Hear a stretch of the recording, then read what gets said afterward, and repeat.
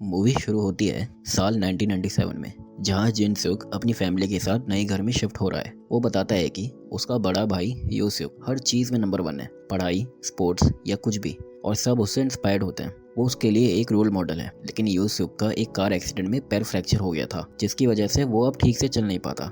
जिन सुक 21 साल का है। वो भी अपने भाई की तरह बनना चाहता है। फिर सब नए घर में सामान सेट करते हैं। रात में सब खाने के लिए बैठते हैं तो उनके पापा उन्हें बताते हैं कि पुराने मकान मालिक ने उन्हें इस घर का एक कमरा खोलने के लिए मना किया है, क्योंकि उसमें उनकी चीज़ें हैं जिसे वो अगले महीने आके ले जाएंगे। फिर सब खाना खाते हैं और जिनसुक को ऊपर से उसी कमरे से कुछ आवाज़ आती है। उसे अजीब लगता है। वो बाकी सबसे इसके बारे में बोलता है, लेकिन सब बोलते हैं उन्हें कोई आवाज़ नहीं आई, शायद बिजली की आवाज़ होगी। जिनसुक की मम्मी उसे दवाई खाने को याद दिलाती है। दरअसल जिनसुक को एंग्जाइटी अटैक्स पड़ते हैं, इसलिए वो दवाई लेता है ताकि उसे कभी पैनिक अटैक ना आए। रात को जिनसुक कमरे में सोने से पहले गाना सुन रहा होता है तो उसे दोबारा उसी कमरे से अजीब सी आवाज़ आती है, जैसे कोई अंदर हो। वो डरते हुए उस कमरे को खोलने जाता है, तभी पीछे से यूसुक आ जाता है और उसे बोलता है कि क्या कर रहे हो। जिनसुक उसे बोलता है कि उसे इस कमरे से अजीब सी आवाज़ें आ रही हैं। यूसुक कमरे में कान लगा के सुनता है और उसे बोलता है कि अंदर से कोई आवाज़ नहीं आ रही। जिनसुक भी कान लगाता है और सच में कोई आवाज़ नहीं होती। वो यूसुक से बोलता है कि अभी थोड़ी देर पहले यहाँ पे कुछ आवाज़ें आ रही थी। यूसुक बोलता है कि तुम बहाने बना रहे हो ताकि तुम्हें पढ़ना ना पड़े। कोई बात नहीं, बाहर चलते हैं, तुम्हारा मूड हल्का हो जाएगा। वो उसे बाहर ले जाता है।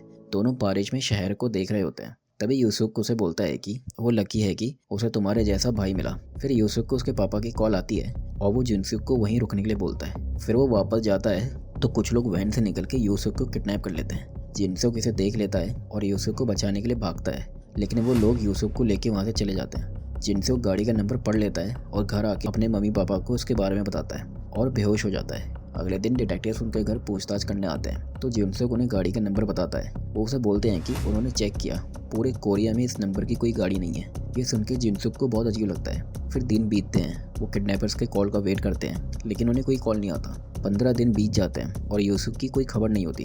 एक रात जिनसुक सो रहा होता है और उसे सपना आता है कि कोई उसे मार रहा है। वो डर के मारे उड़ जाता है और चैन की सांस लेता है। तभी वो देखता है कि उसी कमरे से दोबारा से आवाज़ आ रही है और बहुत तेज़ आवाज़ आ रही है। फिर उस कमरे के दरवाज़ा अपने आप खुलता है। जिनसुक बहुत डर जाता है और कंबल को मुंह पे ले लेता है। उसे आवाज़ आती है किसी के आने की, कि कोई उसके कमरे में आ रहा है। वो बहुत डर जाता है और आवाज़ एकदम गायब हो जाती है। वो कंबल हटा के देखता है कि कोई नहीं है। उसे थोड़ी राहत मिलती है।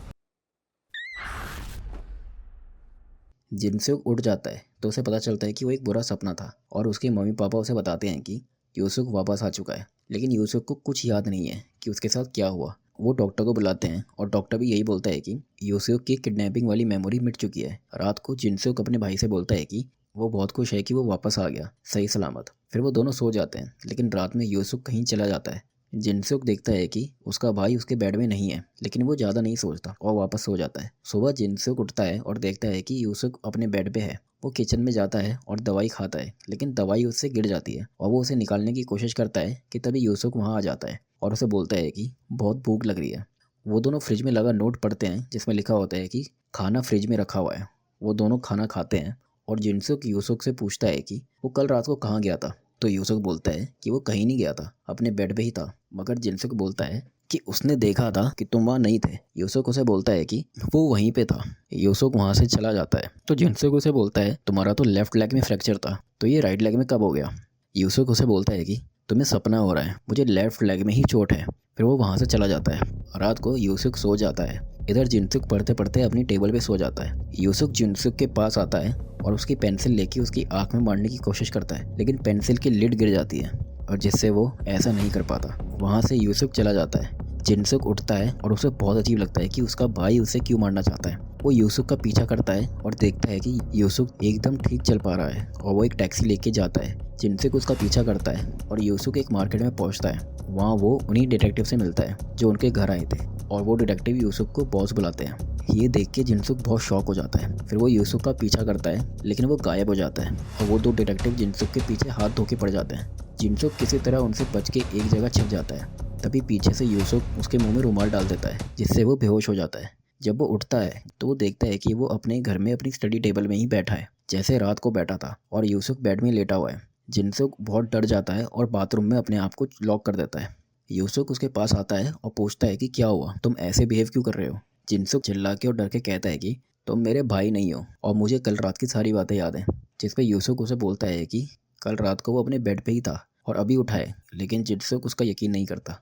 फिर जिनसुक एक रॉड लेके बाहर आता है, तभी यूसुक उसे पकड़ लेता है और उसे यकीन दिलाता है कि वो रात भर यहीं था और उसे पूछ क्या उसने उसकी दवाई ली, जिस पे जिनसुक को याद आता है कि उसने दवाई नहीं ली थी। फिर जिनसुक शांत होकर अपनी दवाई लेता है और यूसुक से माफ़ी मांगता है और यूसुक वहाँ से चला जाता है। जिनसुक अपनी डेस्क पे वापस आता है और उसे दिखता है वही पेंसिल की लिड उसके डेस्क पे पड़ी है, जिससे जिनसुक को यकीन हो जाता है कि ये सब उसका सपना नहीं बल्कि असलियत थी। जिनसुक अपनी माँ को इसके बारे में बताता है और उसकी माँ बहुत डर जाती है और बोलती है कि उसके डैड को इसके बारे में बताने के लिए, तब तक वो यूसुक को शक नहीं होने देंगे।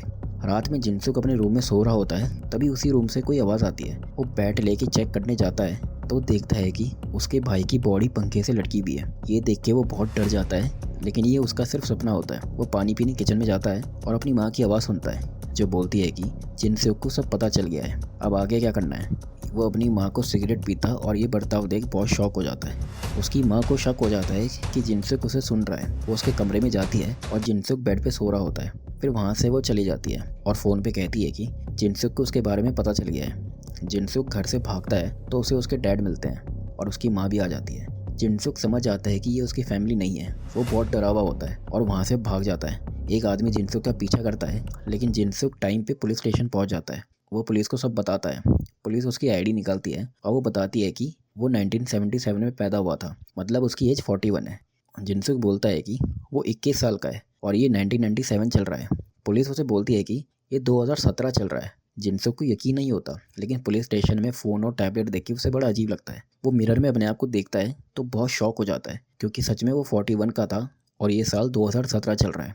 फिर वो वापस उसी घर में आता है और उन्हें बुलाता है, लेकिन उसे एक गाने की आवाज़ आती है और ये आवाज़ उसी बंद कमरे से आती है। वो वहाँ जाता है और उसे देखता है दो पुतले जिनमें खून लगा हुआ है और पीछे से यूसुक आता है और बोलता है कि हमारा प्लान एक बार फिर फेल हो गया। जिनसुक बोलता है कि यहाँ क्या हो रहा है, तो यूसुक उसे बताता है कि 20 साल पहले इसी घर में 5 दिसंबर 1997 को एक मर्डर हुआ था, जिसने पूरा कोरिया को हिला के रख दिया था और पूरा देश इसी केस के बारे में बात कर रहा था। लेकिन पुलिस इस केस को सॉल्व नहीं कर पा रही थी। साल बीतते गए और ये केस एक स्पेशल टीम को मिला, लेकिन फिर भी कुछ फ़ायदा नहीं हुआ। साल पे साल बीतते गए और सब इस केस को भूल गए और ये केस क्लोज हो गया। लेकिन विक्टिम की फैमिली ने ये केस एक प्राइवेट इन्वेस्टिगेटर को दिया, यानी मुझे। हमारी टीम ने 4 साल इस केस पर काम किया और फाइनली पता लगा लिया कि मर्डरर कौन है, जो कि है तू, यानी जिनसुक। जिनसुक बोलता है कि मैंने किसी को नहीं मारा। यूसुक बोलता है कि जब उसे पकड़ा तब भी उसने यही चीज़ बोली। बहुत टॉर्चर करने के बाद भी सेम चीज़ बार बार कि मुझे याद नहीं है, मैंने किसी को नहीं मारा। यूसुक ने एक एक्सपर्ट हिप्नोसिस को बुलाया जो कि जिनसुक के पापा होने की एक्टिंग कर रहा था। वो बताता है कि जिनसुक की लाइफ में कुछ इतना भयानक सीन हुआ था जिससे उसने कुछ मोमेंट्स अपनी मेमोरी से इरेज कर दिए। अगर उसे वापस लाना है तो उसे वो मोमेंट्स दोबारा फील करवाने होंगे।